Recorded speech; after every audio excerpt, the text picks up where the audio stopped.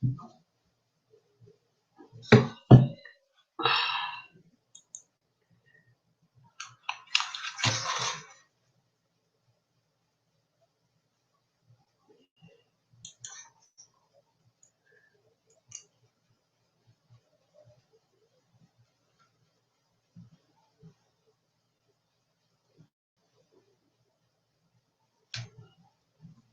on.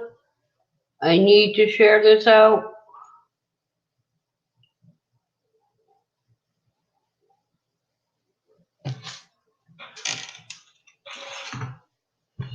Come on, computer. Why are you being so friggin' slow?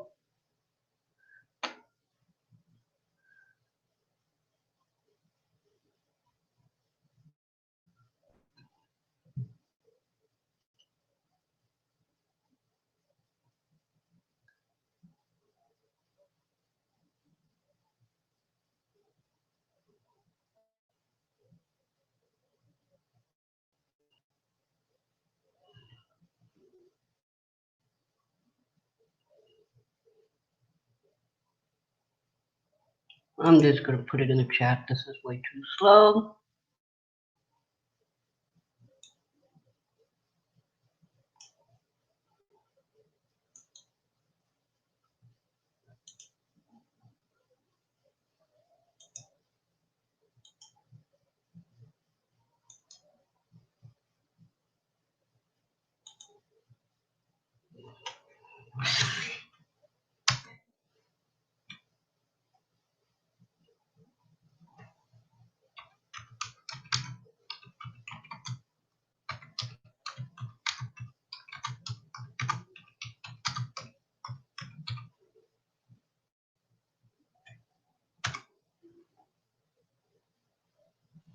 A maniac.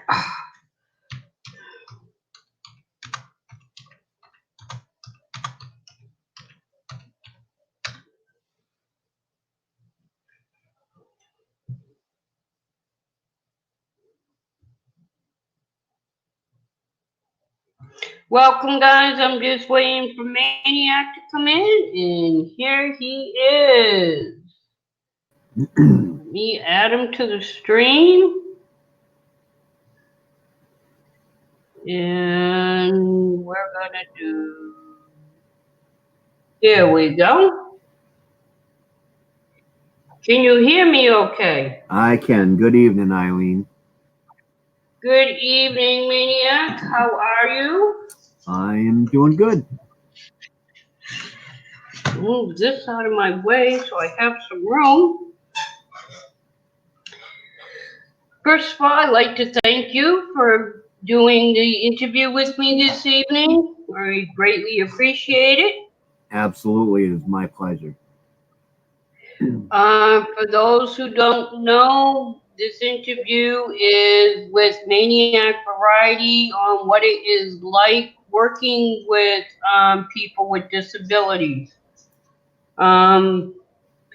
After the interview, we will have questions where you can ask him any questions. So I know he's kind of busy, so let's get started with the interview. Oh, I'm fine, Eileen. I've got nothing else to do tonight. My wife's not home yet, so. And so, Maniac, can you tell us what a DSP is? DSP is a direct support professional, and basically they're people that are trained to work with mentally handicapped individuals, and basically that's the gist of a DSP. The DSP that stands for direct support professional, because I deal directly with them. Okay, what are some of the duties of a DSP? That one varies from individual to individual, but and it also, a lot of it goes along with their quality of care that they need. I have worked with individuals that are as high functioning as Um, they are their own guardians, and basically they just need help with a few daily things, right down to working with the severely disabled, where you basically do everything for them. So it varies, but at the particular house I'm at now, I take him to the store. We do our community inclusion where we try to get them out and integrated into the community, so that they're not so shy, or as it happens to be, sometimes it's so that they're not so aggressive. Um, Cooking the meals, cleaning the house, assisting with bathing, personal hygiene, and things of that nature. Let me just turn my volume up a little bit here. Hold on a moment. IR5. There we go. Can you tell us what type of experiences you've had working with the mentally handicapped? What types of experiences, as in, I mean, it's all kinds of experiences. I mean, I've been through heartache, good times, bad times, roughness. Um, I've been, praised by the people that I support, thank yous and stuff like that. But I've also been hit. I've been spit on. I've been bit. I've been, um, lots of experiences. And so I'm not sure as to what type of experience you are referring, but Well, that's good because a lot of people, as you know, with my mental health series, a lot of people don't understand what goes on with a lot of people, and that's why I like, doing it so people can understand.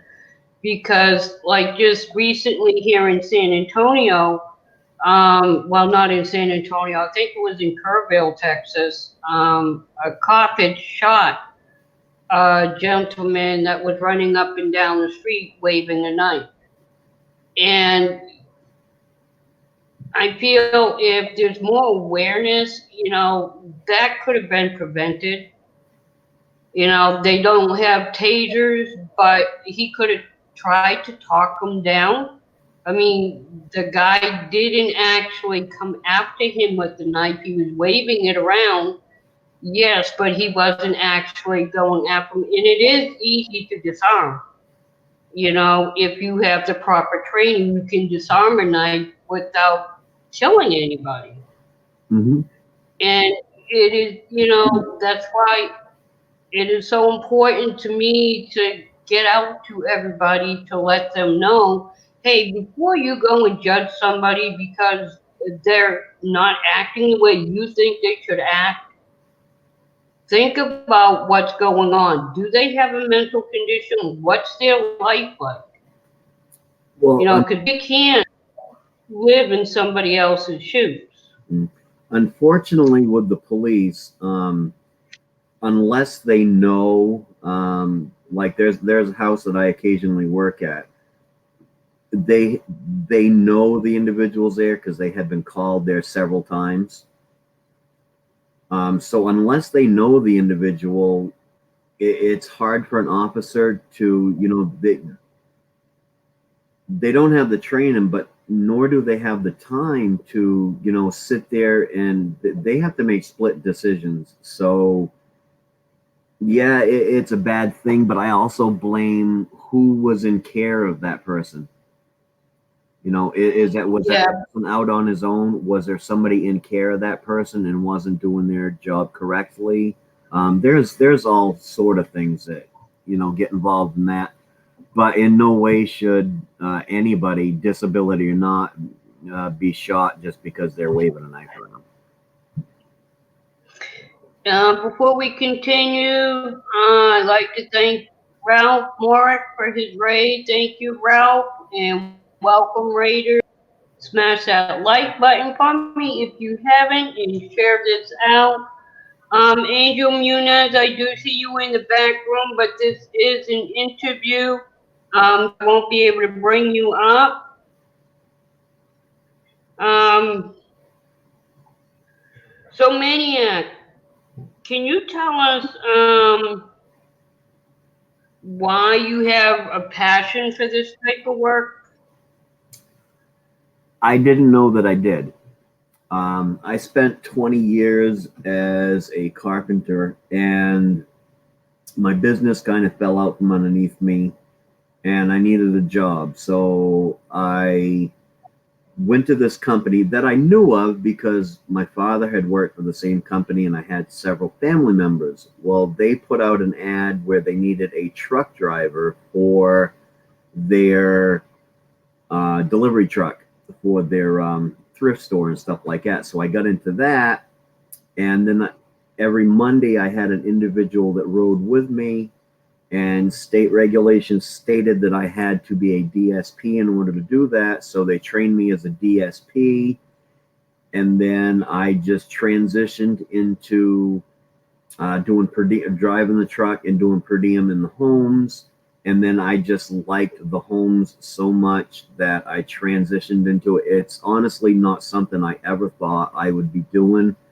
But now that I'm doing it, I wonder why I hadn't been doing it all these years, because I truly enjoy it. It's it's amazing because just with my personal experience, because four of my five children are mentally handicapped, and I find a lot of times that they're more loving, more understanding, more giving than a lot of people I know that have no handicap. So I can see why it's really rewarding. I mean, I had that question asked to me by their cousin, um, which I was in her home, and if it was in my home, I probably would have smacked her, but it was in her home, and I've always tried to respect people in their homes. But she had come out and asked me a question. Well, if you knew your kids were going to come out like this, why did you keep having children if you knew there was a chance for them to come out handicapped? And it really irked me when she said that because, in my eyes, when somebody's saying that, that's like saying if they're not, quote, perfect, then they don't deserve to live. And that's not right. We're not the ones that get to choose that. I mean, I'm not going to get into pro life or pro abortion or anything like that, but I feel in my heart that if God did not want this child to be born, I would have miscarried or something like that. I don't have that right to take a life just because they're not so called perfect in society's eyes. So I can understand, your feelings on how it's rewarding to you. Uh, but touching on that subject, yes, mentally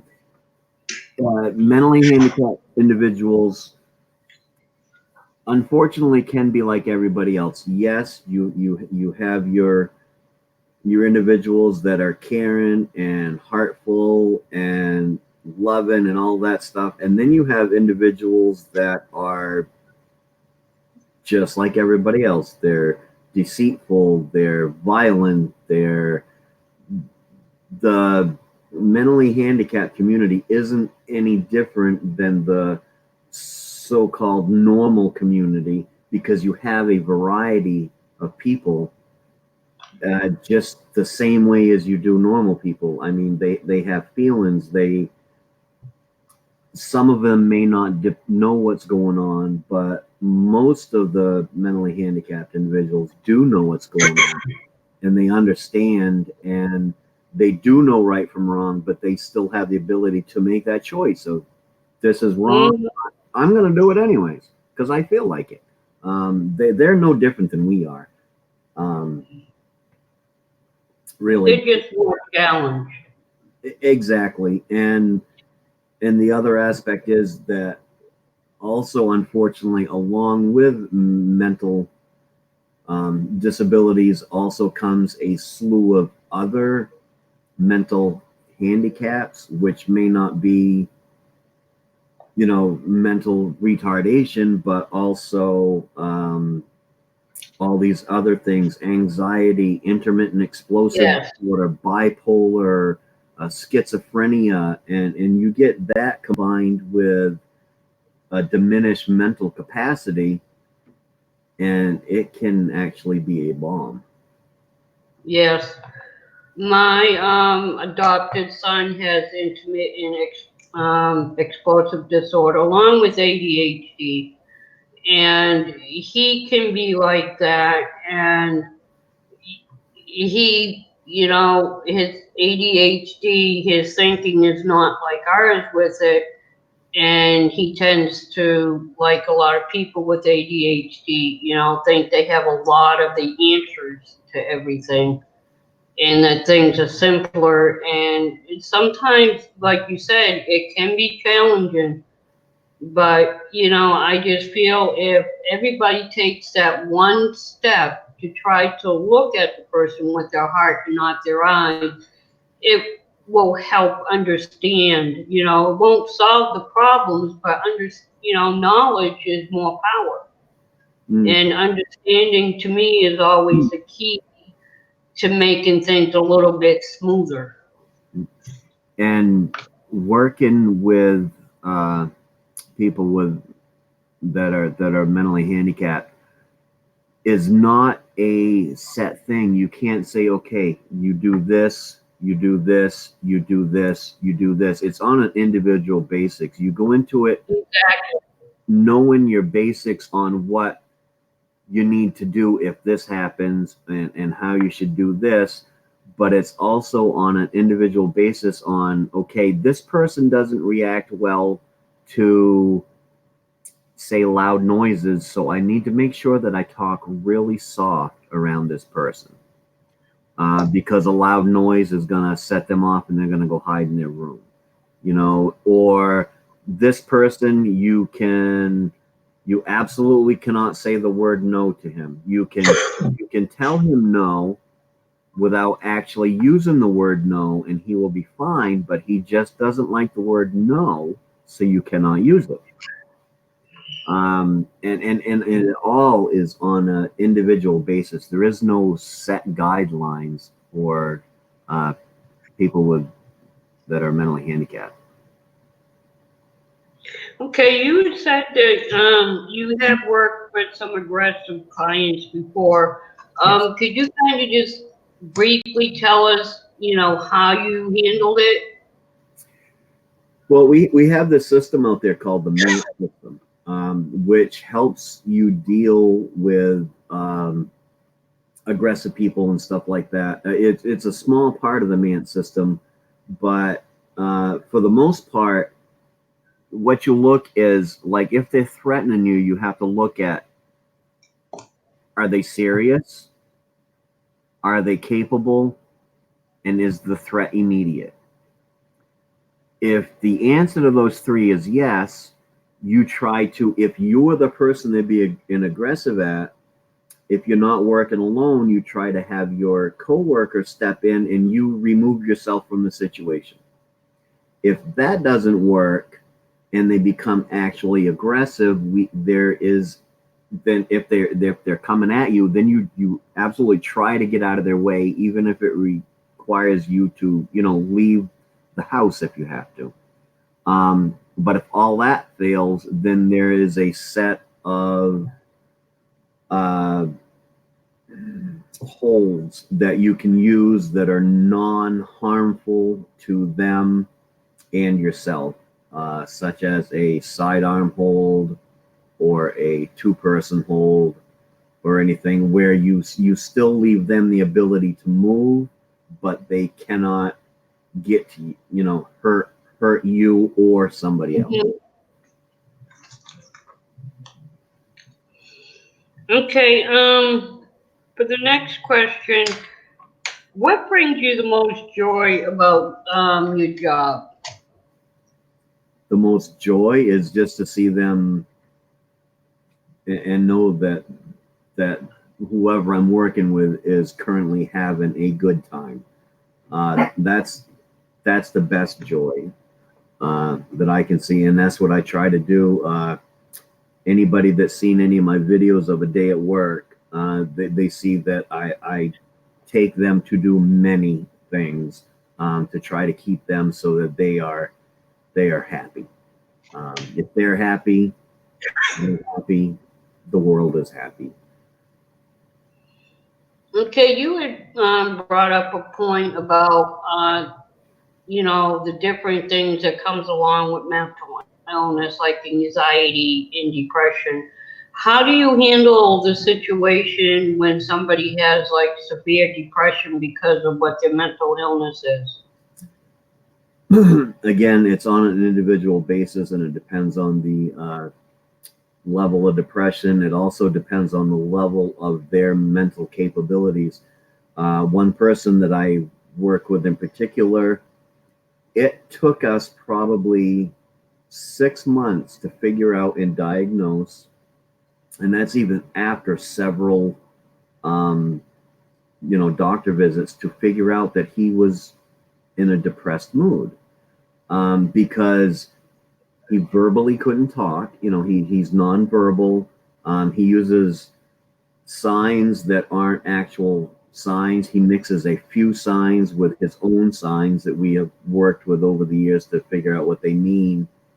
And the only sign we could know is he was sitting there and he was whiny, I will say, and he pointed to the doctor a lot, which we took him to the doctor, and they would be like, there's nothing wrong, we don't know, this is a behavior and all that. But after a while, we got to see that when he's sitting there and whining, he's pointing to the doctor, because even though he's mentally handicapped, he still knew that something wasn't right with him, and he wasn't feeling right, and so he kept signing doctor to us. And it took us quite a few months to figure out, and finally we got him to a different doctor. One of his behavioral doctors is actually the one that diagnosed him with having a depression, and put him on meds for a couple months, and he came out of it. So again, but we've dealt with it where we've had individuals that just come out and said exactly that. I don't feel right. Can you take me to the doctors? I want to find out what's wrong with me. So. Okay, as a DSP, what is the most common thing that you hear from clients dealing with mental or physical disabilities? The most common thing I hear from them? Yes. Quite honestly, the vocal ones is if you're trying to redirect them or inform them that what they're doing, they shouldn't be doing or stuff, you get the phrase a lot, "You're not my boss." So that's what I hear the most from them. And we're not. You just because they're mentally ill, you can't take away their rights. If they decide they want to do something, you let them do it, because entirely it's up to them. They have the right to make that choice of what they want to do. But yeah, that's the biggest phrase I hear a lot is, "You're not the boss of me." Okay, for the last question I need well, I don't need, but I like to get answered. Do you feel that there's still a stigma associated with mental health? I do, but I also feel that it's lessening. Um, I and the way I can say that is it's still out there, because one day I took one of my residents to Burger King, and he's nonverbal and he's a little loud, and he was sitting there and he was having a good time. He was eating his burger, and we put the Burger King hat on. He wanted one and stuff like that. And the whole time there was this guy sitting there staring at us. And you could just see he was annoyed with the fact that somebody like that was interrupting his meal, I guess. I don't know. Me being me, I looked at the guy and asked him if he had a problem, and he quickly looked away, and then he got up and left. But Mm-hmm. at the same time, I took another individual that was also nonverbal who really likes to be loud into a McDonald's, and we walked into the door, and he let out a big "Ah!" really loud, and of course it caught everybody's attention, and everybody turned and looked, and then they went right back to eating, and nobody paid any more attention to him the whole time he was in there. So it's out there, but I believe it's becoming more commonplace, and I attribute that to community integration, and community inclusion, because nowadays, the companies are more into community inclusion, so we get them everybody out into the community more, so that people are more used to seeing people with mental disabilities out in public, so it's not as shocking. 20 years ago, when there weren't homes like I work in now, when they were all, these big buildings and asylums and stuff, that they kept them in, and they really didn't get to go out in the community. But when somebody wasn't in that setting because their family decided to keep them at home, when that person went out into the community, it was new to people and everything. But so the system's getting better, and I believe with the system getting better, that it is making the world a better place for people with mental disabilities. I agree. Slowly it's getting there. It is.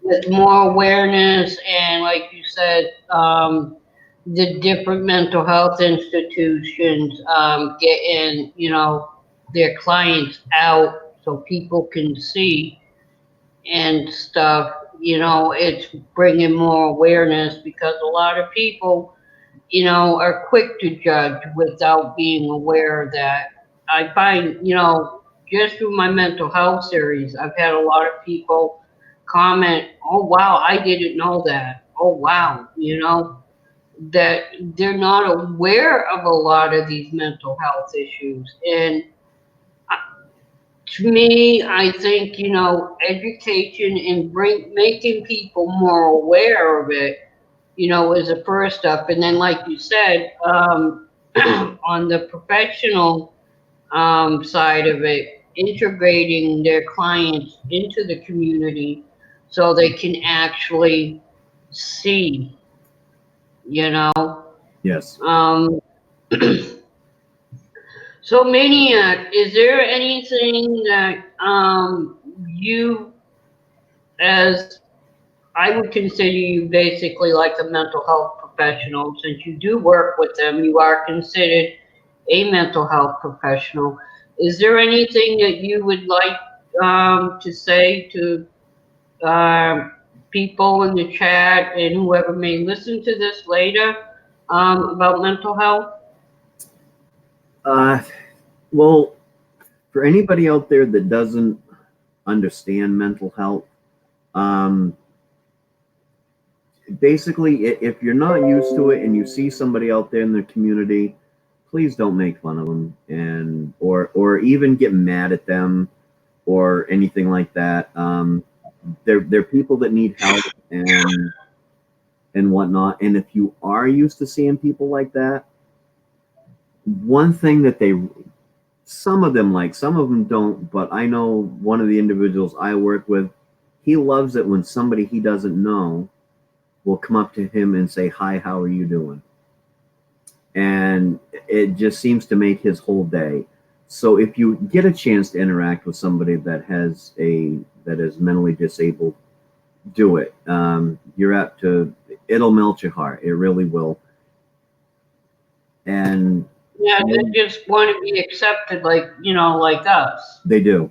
They They don't really want do. to feel like an outcast. And people don't realize when you shun them and make them feel like that, whatever they're going through, because of their mental illness, it's like tenfold for them.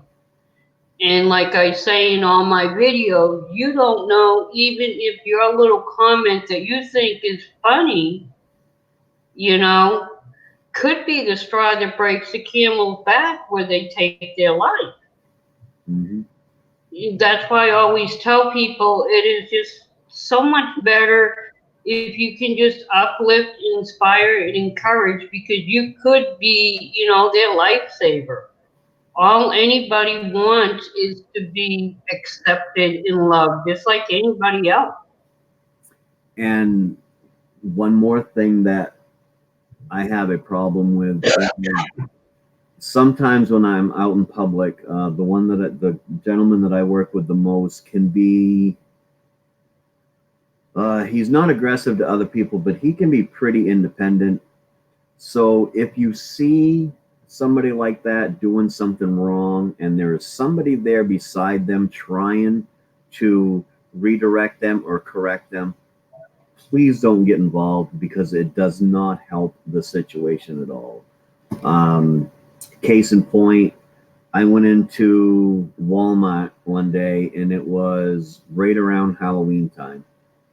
And the individual likes his candy, and of course, they had candy stacked up 8 feet tall right next to the door. Well, he took a big dive into it, and so I'm trying to make it because he doesn't have a lot of money. Okay. The company would have paid for whatever he destroyed, but he would have had to pay it back out of his own money because that's the way it worked. They get consequences just like we do. And so I was trying to get him from destroying the candy, and this woman comes up and says, "Well, why don't you just let him have some candy?" And it actually irritated him to the point more where I had a harder time trying to direct him away from that candy. And I understand what the lady was doing, but also at the same time, she didn't understand the situation that I was in and trying to deal with. And so, if you see something like that, try not to get involved. If you see that person hurting, trying to hurt that individual, then by all means, step in and punch the other person in the head. But if you see that they're actually just trying to redirect them and stuff, then let them do their job and please don't get in the way because that person has a very difficult job. Okay. Is there anybody in the chat that has any questions for Maniac?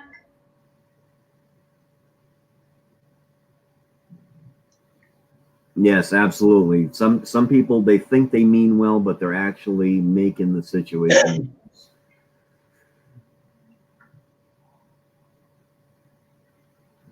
And trust me, it's hard enough when you got a guy that goes in and he might only have $5 to spend, and you know that, and he decides that he wants a whole bunch of candy, and he is 5'10", 260 pounds, and doesn't understand the concept that he doesn't have the money for it. You're gonna get a tussle on your hands.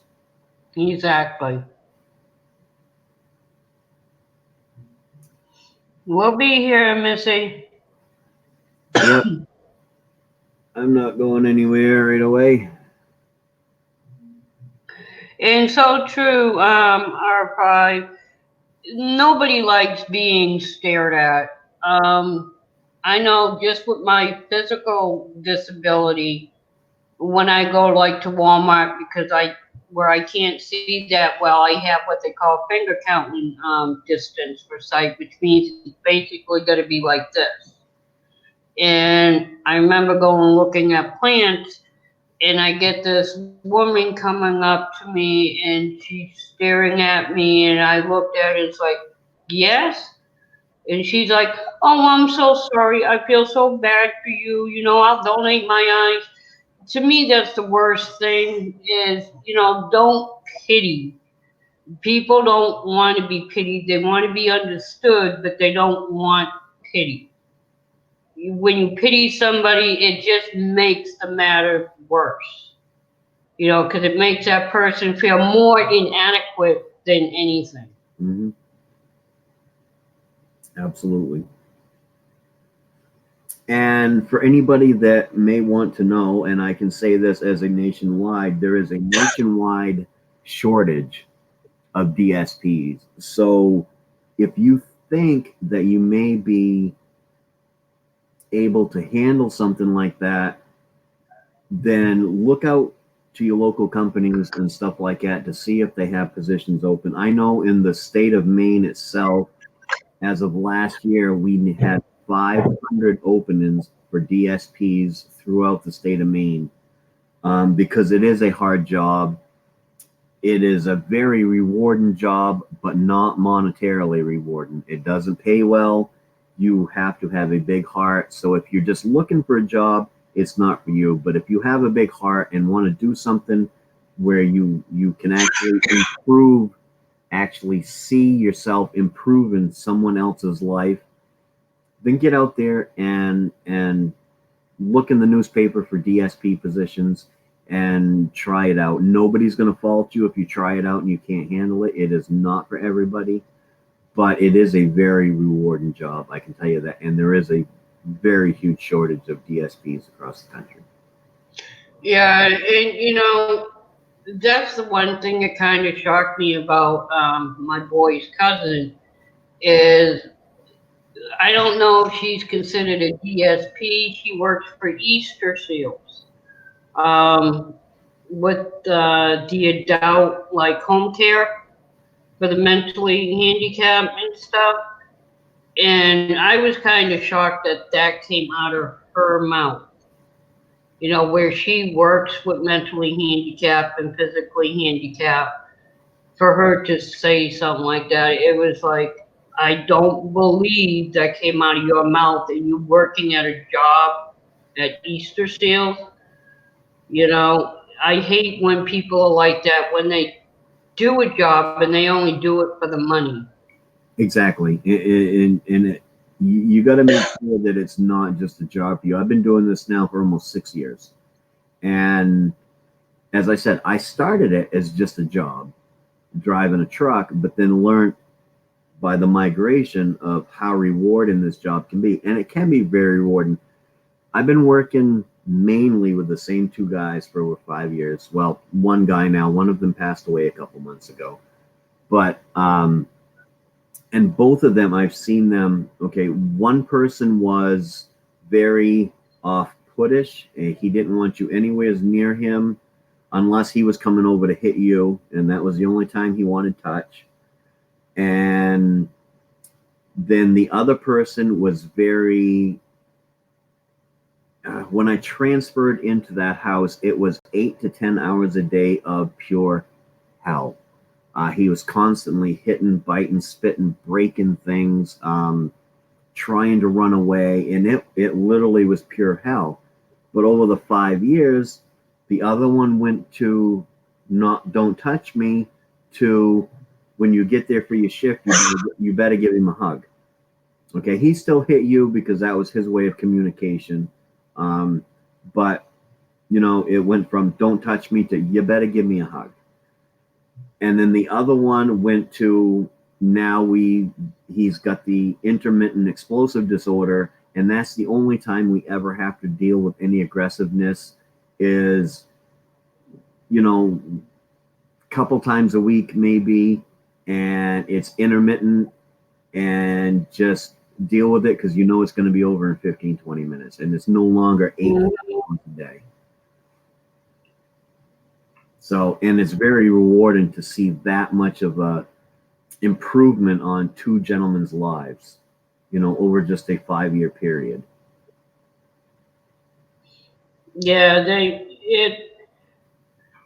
I would love a job like that, but I'd be afraid I'd get too attached. That does happen too. And you try not to, but it's also hard not to. Like I said, 5 years I've been working with these guys, and you can see that their family, doesn't come around as often as they should and stuff like that. So when you work with them 12 hours a day, you actually become their family. Okay. Yeah, and that's another thing that is shameful. I was a volunteer at the VA hospital when I used to live in New Hampshire. Um, I mean, I didn't work with the mentally ill. I worked in the geriatric unit. And even just in the geriatric unit, it broke my heart, knowing that these people were forgotten. Their family would come around maybe for 5 minutes or something, or, once a month. And it's like, they're people. How can anybody treat them, like that? It just breaks my heart. Yes, it does. But And you, you become family to them, and in this industry they're always saying, don't get attached, because at the end of the day you need to go home. So, but when you work with somebody that long, it's hard not to get attached. And I mean, I was severely heartbroken when the gentleman passed away a couple months ago. um yeah, I remember when you were talking about it. yeah, but Does anybody in the chat have any questions for Mania? uh, they have been taught to be compassionate and caring. Yeah, that's another problem.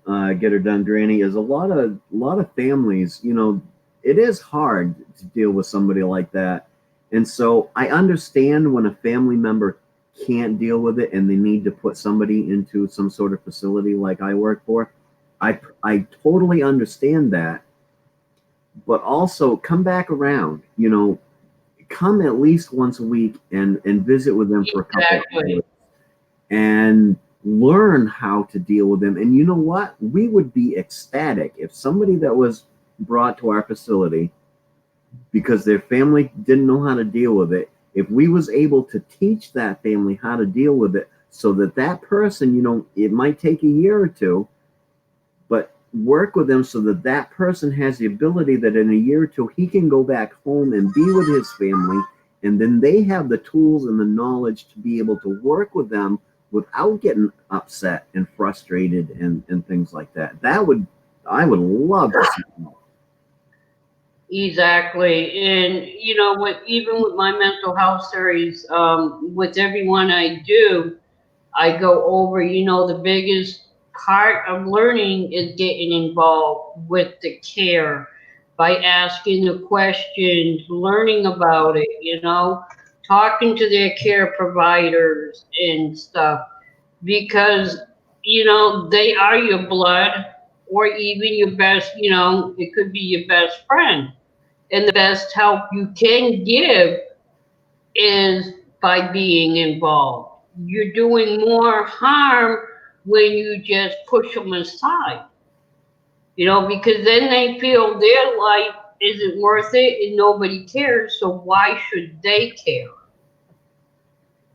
Yeah, and and but you also can't be mad at the families because sometimes a situation arises where they can't. One of our individuals came to us.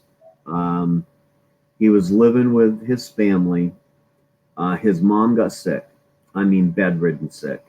And his dad ended up having to work two jobs. Okay, so his dad had to work two jobs, plus take care of his wife what he could. This guy was, pretty severely handicapped, but his older brother who lived there was also mentally handicapped, just not as severe.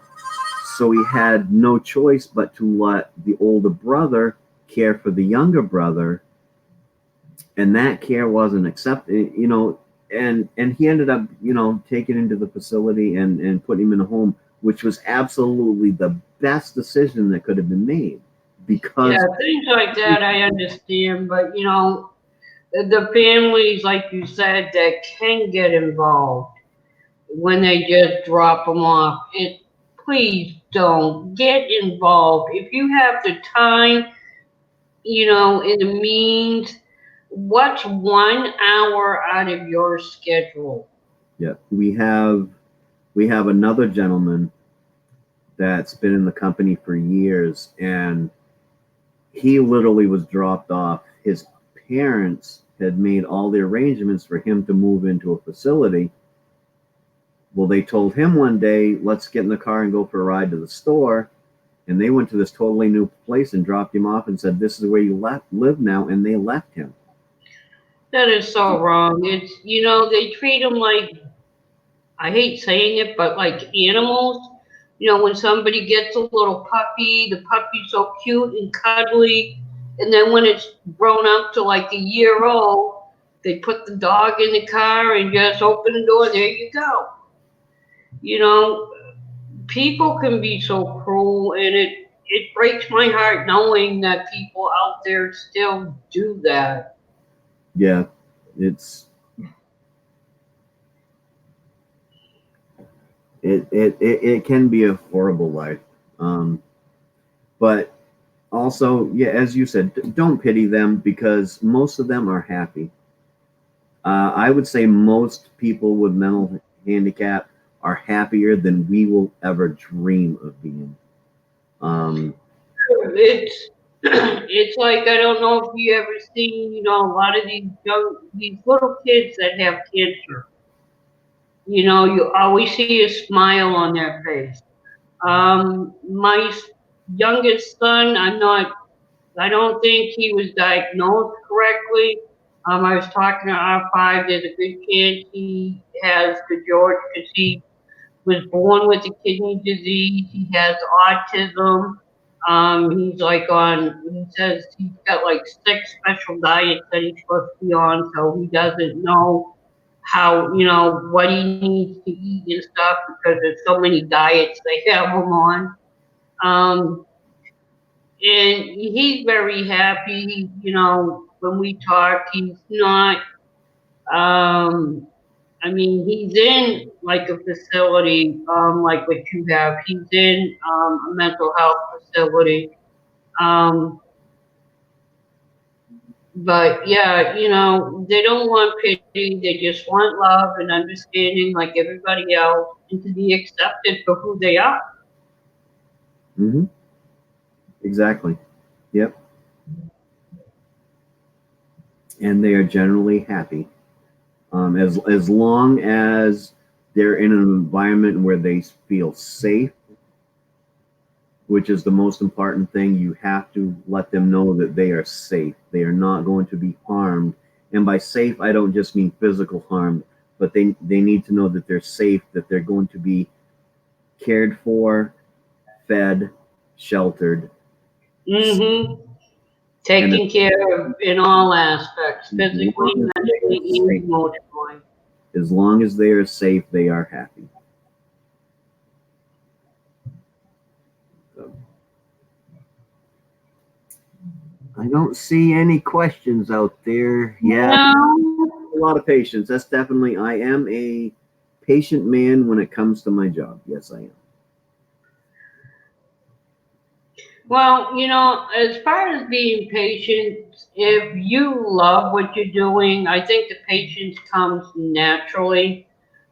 Just like with any type of job, even with YouTube, that's why they say with YouTube, make sure, what you're doing is your passion. If you're doing it for the money, you're going to end up getting out of it real quick. But if it's something that you love to do, the patience will be there because you enjoy it.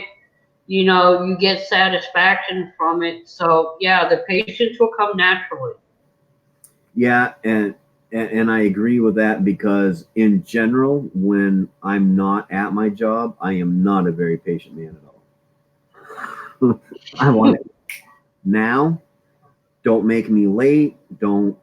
But when I'm at work, I am patient. I mean, if we're 20 minutes late to get to a doctor's appointment because he's refusing to get out of the vehicle, then we're 20 minutes late to the doctor's appointment. Mm-hmm. I will go ahead and schedule if I have to and try it again the next day. So Missy wants to know who does the food shopping.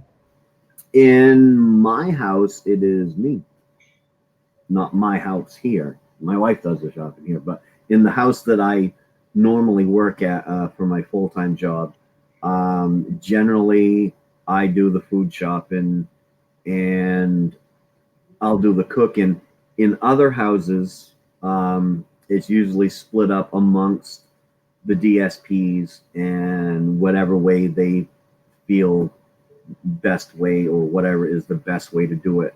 Currently, since the gentleman passed away, I am on a 12-hour shift by myself, as is everybody else that works there. But I'm the only one that has the capability of actually taking that gentleman grocery shopping. Everybody else has a hard time. I have a way to do it, which I have tried to teach them, but it doesn't work for them like it does for me. And that's just part of it. They'll do stuff for one person that they won't do for another. And so I do it because right now I'm the only one that can. Missy also wants to know if the clients have chores. Usually, if they're of a higher functioning, yes, they will get some chores. You go into some homes that, it's not simple chores. They ain't gonna have to get down and scrub the floor or nothing. But you may have one that their responsibility is to sweep the floors and mop them, and you let them do it. And if they didn't do a good job, you don't really make them go back and do it. You just wait until they're not paying attention, and you just go ahead and go behind them and redo it to make sure that everything gets clean. Some cases it may be as simple as, their chore is to take out, to empty out the kitchen trash every day, make their own beds if they're able to. Simple chores, same thing you would have, your children do. Yeah, I think my son's they call it Living 101. It teaches them kind of like what you said, to be somewhat capable of doing things themselves. Yes, if they are capable, they will have chores. However, they do also have the right to just say, no, I ain't doing it. And you can't make them do it like you can your kid. If they don't want to do it, then you go ahead and do it for them, because they have the right to say no, just like you or I do. Yeah, Missy, I would say that a DSP or any other type of mental health professional that works with mental health clients in a capacity like that is considered like parenthood, because you're taking the role of what their parents would be teaching them if they didn't have a handicap where they needed to be put in there. So yeah. And with that, you kind of have to go in with the mentality of working with children, because that's basically, a lot of the mentality, that's what you're doing.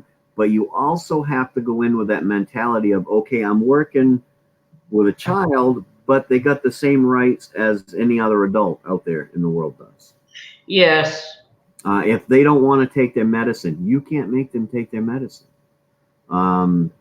If they don't want to eat their green beans, you don't make, you can't make them do anything that they don't want to do.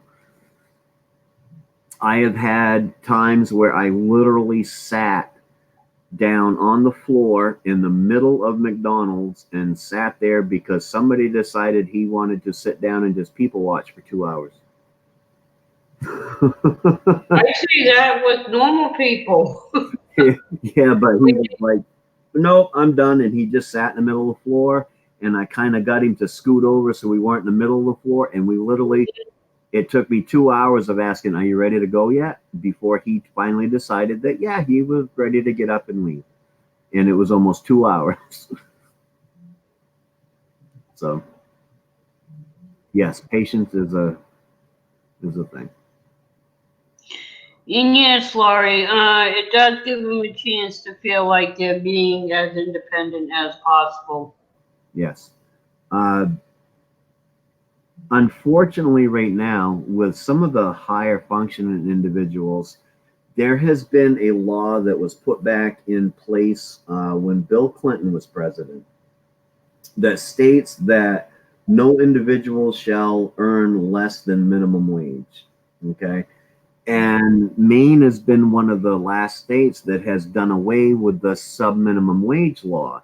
Now, what that does by doing that, yes, everybody deserves to earn minimum wage. But when you got somebody that their only capability is to cut buttons off a shirt to be sold in the thrift store for 50 cents a cup, okay, that person, there's not enough money there to pay that person the $12 an hour, okay? But they can't do nothing else. And so you kind of have to try to pay them accordingly. Now, I know one individual, he was making what I can't remember what he was doing. He was cutting up fabric or something, and he was making $3 an hour, 2 hours a day, and then the rest of it was games and stuff like that. But he worked 2 hours a day for $3 an hour, which gave him $30 a week for him to spend. Mm-hmm. And then all of a sudden, the sub minimum wage law came up where at that time minimum wage was $10, where they said, okay, nobody can do any any type of labor unless they're making $10 an hour. Okay, the company would go bankrupt by doing that. So all of a sudden they tell him, we're sorry, we can't have you do this no more. And he freaked out and was like, okay, what am I supposed to do now? How am I going to support myself? And I mean, everything's paid for him through his disability benefits, but still, that $30 a week and that mentality of, okay, I'm out there in the world and I'm earning money was taken away from him. And we put him in a program where we tried to integrate him into a janitorial job, but he didn't have the mental capabilities to be able to handle and maintain and concentrate on a job that he had to do for any more than 2 hours a day. That's why he was on a 2 hour a day thing. And so now this guy's sitting back. He has no spending money other than the additional $40 a month that is mandated that come out of their disability check. Everybody has to get a minimum of $40 a month, even if everything adds up to more than what they have. The state will actually make sure that they have $40 a month to spend. So he's got $40 a month, but he doesn't have that additional $30 a week, which gave him a feeling of self-worth and allowed him to buy bigger and better things that he wanted and stuff like that. So it really is a rough part of the job to see that. So Maine doesn't have like a Easter Seal facility where they can work? We have uh, we have Goodwill, and as many as we can, we try to get them. We have this thing. We have a job coaching program where we will get them jobs in the community that they can handle, and we will actually go with them and just be there with them to help keep them on task and concentrate. We won't do the job for them, but we will help keep them on task to perform their job. But not everybody can do that. And we do have a few Goodwill facilities. The company I work for has a thrift store, which, except for somebody managing the place, we have people that from our company that go in there and work, and the higher function individuals run the cash registers and stuff like that. And then somebody that might not be as high may be, their job may be to put clothes out and bring clothes in to restock the shelves and stuff like that. So we have our own facilities that we do employ some through, and we try to get them out into the community and also work in via job coach, or we have some that have the ability to go out and get a job and be able to maintain and concentrate and do their job because they're only slightly disadvantaged. Yeah, it's like my youngest son, he works like he's in Pennsylvania. They have him working 3 or 4 different jobs where he makes money, every week from them. but they're like what you said, they're, not regular jobs. It may be like 2 hours at one job, then the mental health van will pick them up, bring them to the other job, and he'll do that, and then, go to the next one from there. Yep. Yep. And I remember when he texted me last time, because he's got to go for kidney dialysis, they had to put that thing in his arm for it. And so they gave him off from work so it could heal. And he went crazy. He's like, I can't work. I can't work.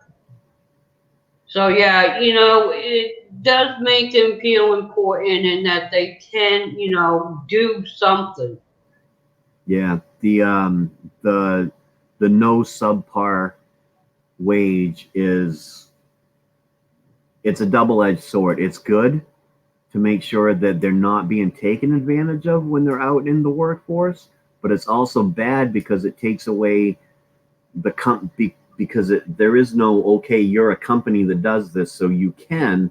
They don't do that. It's a double-edged sword. It's great, they can make a minimum wage like everybody else, but bad because if they're not able to be out there working, they can't work. Hmm. And it's very frustrating. It really is to see, because I've seen, several go through that of, oh my God, I've lost my money, you know. Yeah, because, people can't imagine. It's just like us, when we have a regular job and whatever company we work for, lays us off because they're decide to downsize or whatever. You get used to having that money and counting on it for different things, and then all of a sudden, poof, it's gone. Right.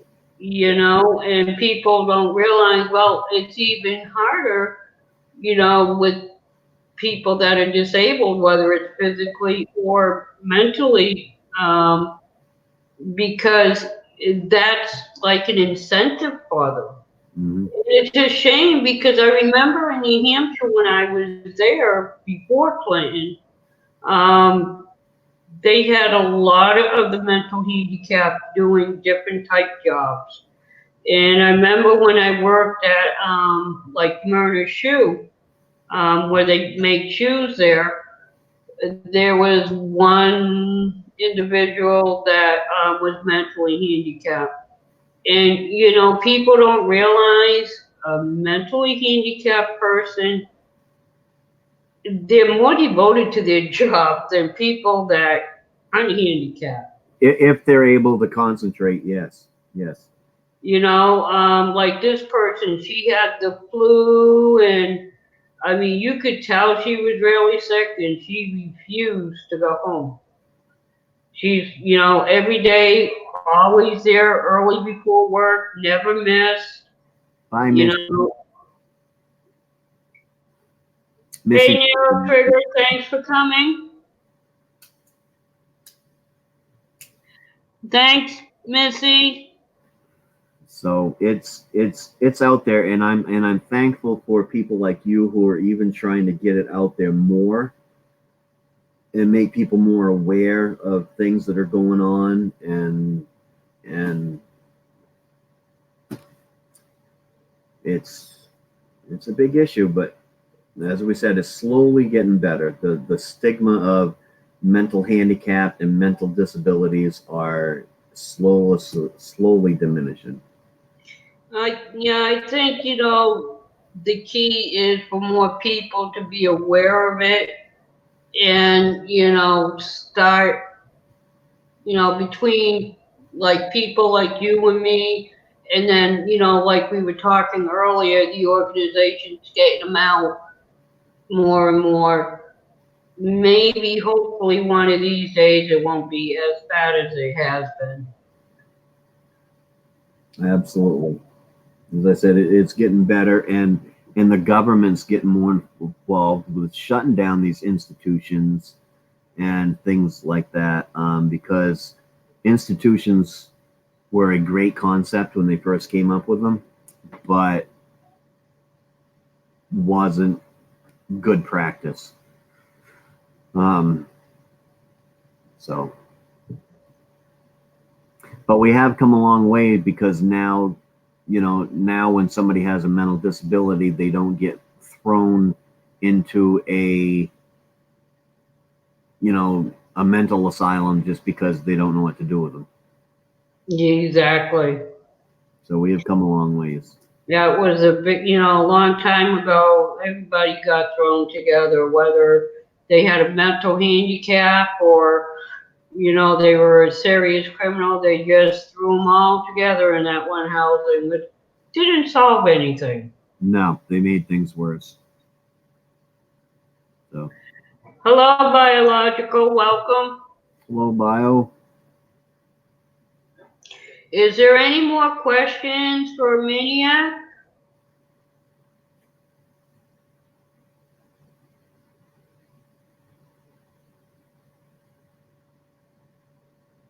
I don't see no more questions out there.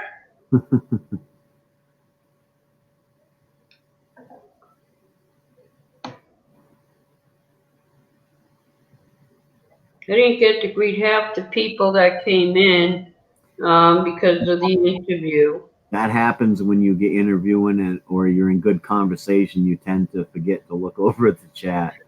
Well, yeah, and with the interview, I don't mind, people coming in. I do notice them, but where this is an interview, I try to focus on the person I'm interviewing. Mm-hmm. Instead of saying, "Oh, excuse me, hold on," and keep reading the chat, because then that does take away from the interview, which, this is the purpose is an interview to help people understand more. Yes, absolutely. But if somebody's coming into a program like this, they also understand that, something's going on, so I might not be recognized right away. Yeah.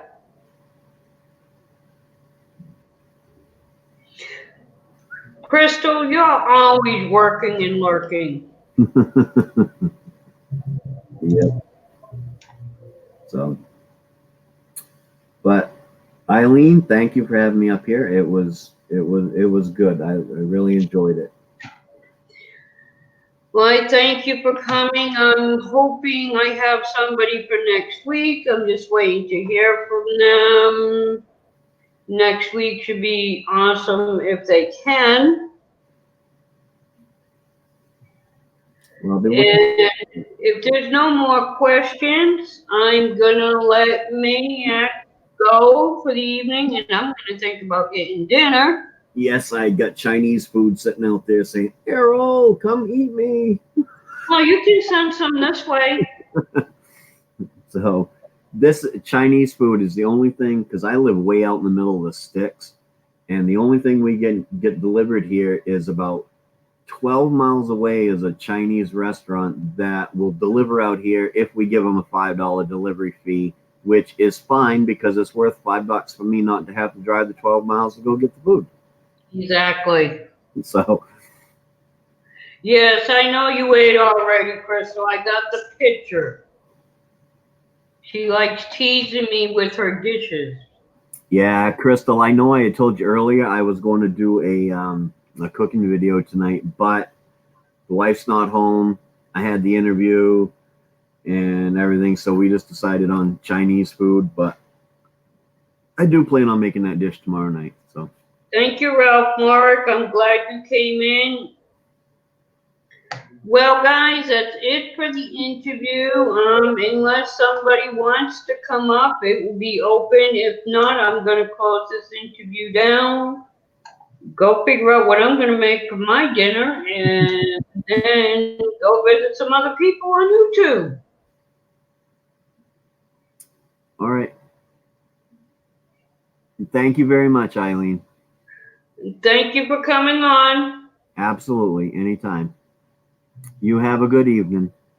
You too. Bye, everybody. Bye.